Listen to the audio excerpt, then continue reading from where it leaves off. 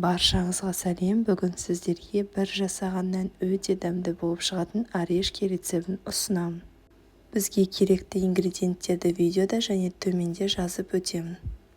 Ең алдымен електен өткізілген ұнға салқын майды салып, үккіштен өткізіп аламыз.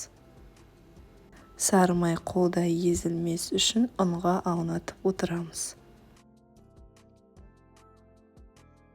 Енді екеуін біріктіріп үгітілмелі масса жасаймыз.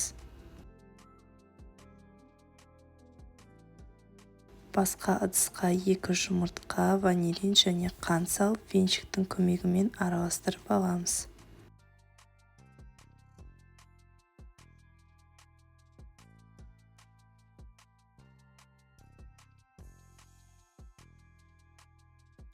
Енді алынған массамызды үгітілмелі қамырға қосамыз.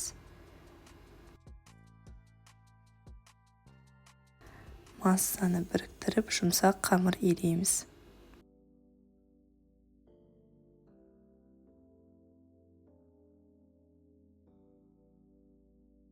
Алынған массаны целлофанға салып, 10-15 минутке тоңазытқышқа қойып қоямыз.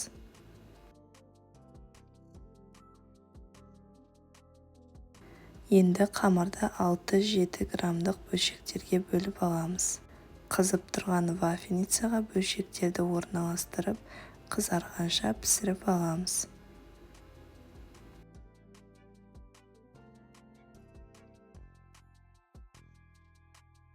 Шыққан жаңғақтардың шетін тегістеу үшін сүзгіге видеодағыдай үйкелеп аламыз.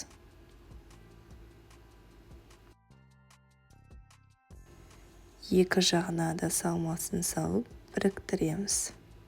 Жасалу жолы оңай және көп ингредиенттерді қажет етпейтін орешкиларымыз дайын. Сіздерге де жасап көруге кеңес беремін. Видеоны аса лайк басып, каналыма тіркеліп қойыңыз.